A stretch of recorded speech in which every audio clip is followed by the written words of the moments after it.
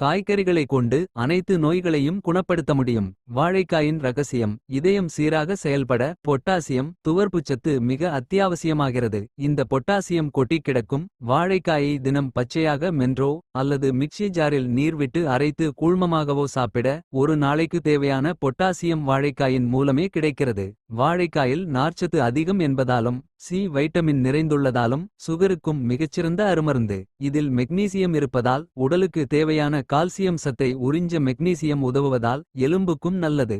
C vitamin இருப்பதால் நுரையீரலும் வலுப்பெற்று சுத்தி செய்யப்படுகிறது. உடல் ஆரோக்கியம் குறித்த இத்தகைய அரிய தகவல்களை தாங்கள் தெரிந்து கொள்வதுடன் மட்டுமல்லாமல் மற்றவர்களுக்கும் தெரியப்படுத்திட இதனை அதிகம் பகிரவும். இயற்கை உணவு மருத்துவ ஆலோசகர் பாரம்பரிய சிகிச்சை சித்த வைத்தியர் சுரேஷ்.